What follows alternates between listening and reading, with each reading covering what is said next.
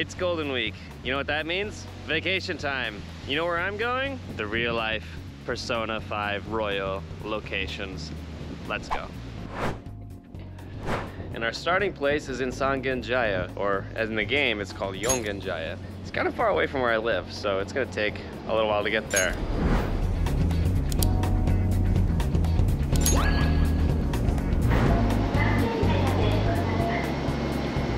We made it.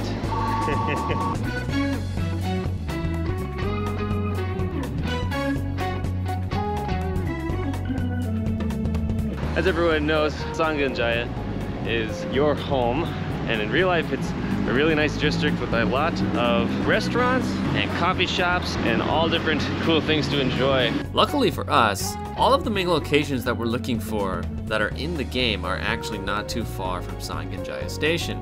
But unfortunately, the bathhouse, it's closed for the time being. I would love to go in and get some good footage. Actually, across the street, kind of just like the game, this is where they kind of take different chunks of the neighborhood and they place it where they need to and they want to in the game. Across the street from our bathhouse is a really nice cafe called Rain on the Roof.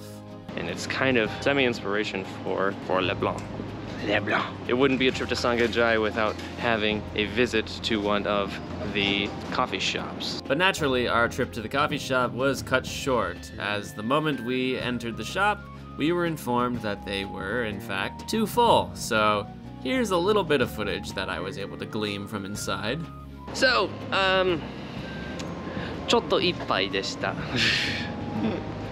So basically, so they were a bit full, and so we couldn't actually go in, but that's okay.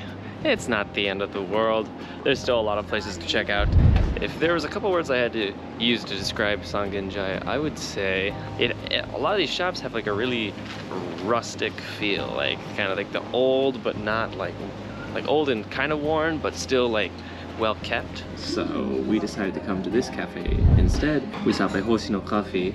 We got ourselves a royal milk tea and a little bit of dessert as a little treat.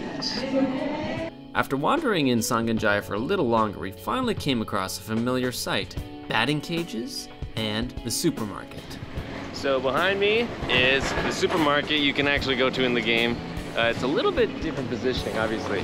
The game, it has some streets kind of taken and put into the different positions so that they can more capture the feel rather than be like a carbon copy. In the game, they nailed it. They nailed the feeling. It's like in the game, you come home, you go to Le Blanc, you're home, and it's just this peaceful, really nice little square of town. And here, it has that exact same feeling. Quaint little side streets and coffee shops, all these different little places you can go and just feel like, I can chill now, I'm home, I don't have to worry. But as we know, there's a lot more places in the game. Now we should go to somewhere a bit more busy.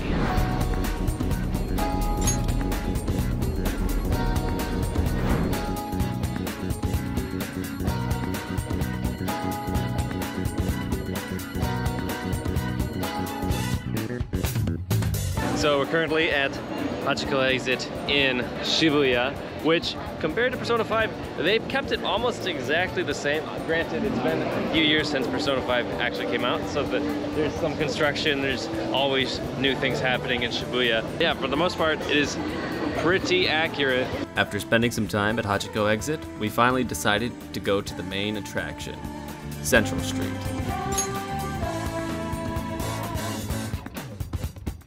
The thing with Shibuya that's different is that the design and the feel of Shibuya is the exact same. They just kind of took the street and just smushed it together. There's an alleyway down here that people might recognize.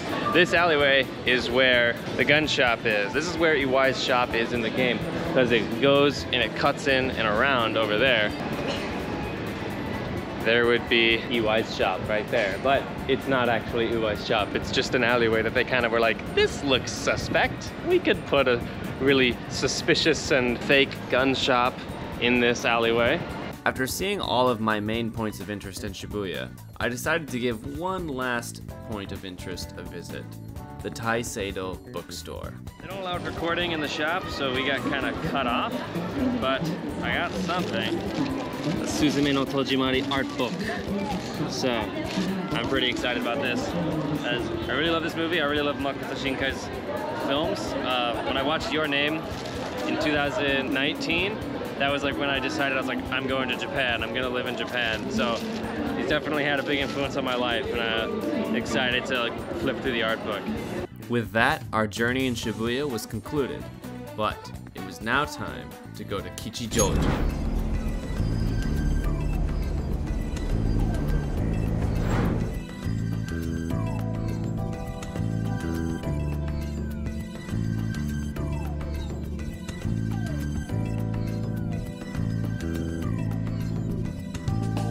So, we made it to Kichijouji. It looks exactly the same, if not honestly better. Kichijouji is a spot that's kind of known for in Persona and obviously in real life. All of these little side shops, some of these secondhand stores, big shoe shops, clothes, and then the back alleys, a lot of little yakitori shops and all these other places. Here in Kichijouji, in Persona, they did the same thing with Shibuya, where they kind of took it and they kind of just shrunk it down. Wherever you go in Japan, there is somewhere that has gacha. After checking out a little bit more of Kichijouji, I finally came across the alleyways from the game. So Persona, I feel like it takes this part of Kichijouji, this part of Kichijouji, and kind of just switches it almost. So the main entrance, that gate, you come in, and then this is there. So they kind of rearranged the position of some things. The gate is just right around the left side. Turn left, that main gate will be there. But in Persona, you walk into the main gate, and then on the left, there's all these shops. At this point in the day, we were getting a little bit hungry, so we decided to stop by someplace. We're probably not getting a meal in Kichijouji. We're gonna save that for later, but we did get a snack. We got taiyaki, which is shaped like fish. But basically, they have like almost like a pancake-like or waffle-like substance or batter, and then they mix it with custard or berries or chocolate or whatever you want, and then you get it and you eat it, and it's delicious. I've never had it before though, so I guess I'll have to test to make sure it's delicious. Which one did you get? This one is murasaki imo. Murasaki imo? Murasaki imo, and I just got chocolate because I'm a basic bitch, so. Purple potato, I guess. Purple potato? Yeah, let's see. All right. What do you think? Good? I got it. All right, well, here goes nothing. Oh yeah, that's some good shit. Cheers. There we go. So that's Kichijouji, but we still have one final place to visit, and it's the seediest part of Tokyo, I would argue, with grifters, the izakayas, and the red light district and everything. Let's go.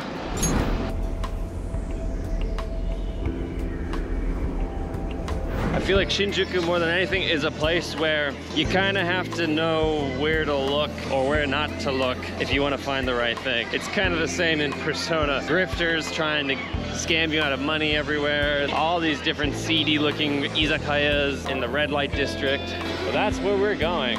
As you can see, there's no particular area that they ripped from real life to make the game unlike some of the other places that we visited today. They kind of nailed the feeling of being in the middle of Kabukicho, and you don't know what seedy figure, what suspect individual you might come across. Again, so we finally found the gate. That's a bit of an exploration on Shinjuku. It's the end of our journey. Krispy Kreme. It's been a really nice day. Please let me know down below if you want me to do more things like this. I want to do more videos like this. It's a really fun time getting to see all the different places and kind of try to connect the pieces of like, where is this in the game? Where is this not in the game? Yeah, I feel like I know Tokyo a bit better. I'll see you guys next time.